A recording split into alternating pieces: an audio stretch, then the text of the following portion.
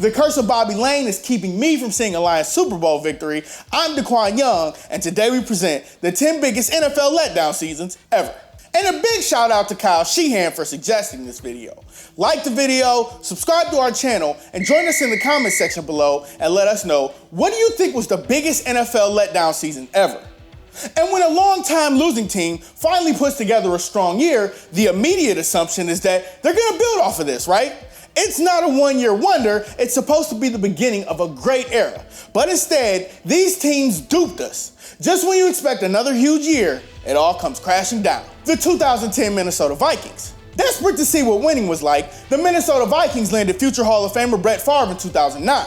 The three-time NFL MVP put Father Time on hold and led Minnesota to 12 wins.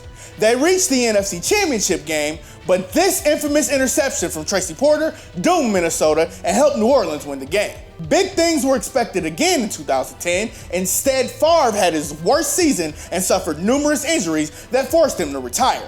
Minnesota won just 6 games, making them a one-season wonder instead of a championship contender.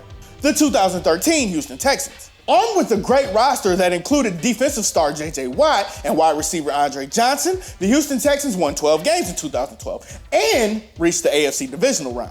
The Texans entered 2013 as a trendy pick to at least win the AFC. They won their first 2 games, but then stuff unexplainably happened. Injuries piled up and quarterback Matt Schaub inexplicably fell apart. Houston lost his next 14 games and secured the top pick in the 2014 draft. Getting Jadeveon Clowney was nice, but they were supposed to be a championship caliber team, and that didn't happen. The 2011 New York Jets. Rex Ryan vowed that he would end the New England Patriots empire and stop Bill Belichick and Tom Brady.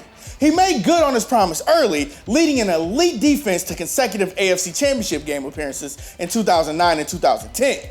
The Jets entered 2011 as a popular pick to win the Super Bowl, while possibly unseating the Patriots in the AFC. But despite another great year from the gangrene defense, quarterback Mark Sanchez completely fell apart. The Jets stood at 8-5, but crapped the bed in their final 3 games and missed the playoffs. They never made the playoffs again in the Ryan Sanchez era. The 2017 Oakland Raiders. After 14 years of misery, the Oakland Raiders won 12 games and qualified for the playoffs in 2016.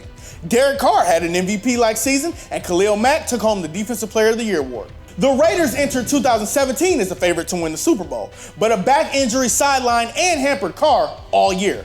And he had an absolutely awful year. So did star receiver Amari Cooper. And the defense couldn't stop a nosebleed. Oakland finished with a 6-10 record and fired head coach Jack Del Rio after the season. The 2015 Indianapolis Colts. Andrew Luck led the Indianapolis Colts to 11-win seasons and the playoffs in his first 3 years. The Colts reached the 2014 AFC Championship game, but fell to the New England Patriots. No shame, they'll be back. The Colts then signed future Hall of Famers Frank Gore and Andre Johnson to make an already scary offense that much more lethal. But Johnson did nothing. Luck missed half the season with a kidney injury. Head coach Chuck Pagano clashed with GM Ryan Grigson. The defense was awful, and the Colts finished 8-8 to miss the playoffs. It wasn't just one bad year. They missed the playoffs in 2016 and 2017 too. The 1995 Cleveland Browns. The Browns shrugged off a few bad years and made the playoffs under head coach Bill Belichick in 1994. They allowed just 12.8 points per game, won 11 games, and reached the AFC divisional round. Big things were expected in 1995, naturally. Are we talking about the same Browns? But 95 sucked for the Browns and Browns fans. Owner Art Modell announced that the team was moving to Baltimore. The Browns players seemed to be distracted on the field following the news and slumped to a 5-11 record. Okay, so not the same Browns. Belichick was fired the following year. The Browns became the Ravens, but were reinstated in 1999. They haven't been anywhere close to good since the 94 season, and 95 was the year it all came crashing down. The 2017 Dallas Cowboys. Led by the dynamic rookie duo of quarterback Dak Prescott and rushing leader Ezekiel Elliott, the Cowboys led the NFC with 13 wins in 2016. They were also close to reaching the NFC Championship too. With so much young talent, the Cowboys were expected to at least win the NFC East in 2017.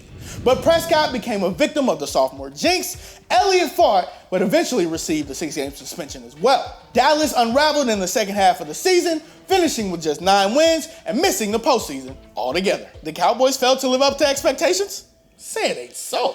1989 Cincinnati Bengals. The Bengals won 12 games in '88, and quarterback Boomer Esiason was named league MVP. Cincinnati nearly won Super Bowl 23, but clutch and late heroics from Joe Montana delivered a major dagger.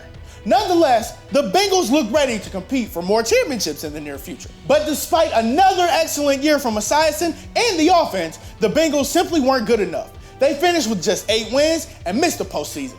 The 1999 Atlanta Falcons. The 98 Falcons won 14 games and reached their first Super Bowl in franchise history. However, John Elway's Denver Broncos throttled them in the big game. Atlanta would build off that dream season though, right? Wrong. The Super Bowl hangover came into full effect. A knee injury to running back Jamal Anderson was the ultimate low blow. Quarterback Chris Chandler came back down to earth after an awful year.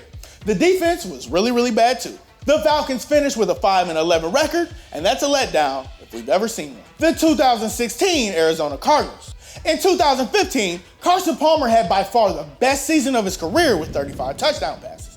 Arizona finished with the second best offense in the NFL, averaging 30.6 points per game, and a secondary led by Patrick Peterson was quite lethal as well. The Cardinals won 13 games, but lost to the Carolina Panthers in the NFC Championship game.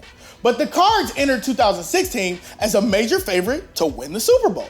It didn't work that way, unfortunately. Palmer had a horrible season, and the offensive line fell apart entirely. Arizona finished with a 7-8-1 record, even though they were 1 win away from reaching the Super Bowl the year before. This is DeQwan Young signing off. As always, thanks for watching, and we'll see you guys next time.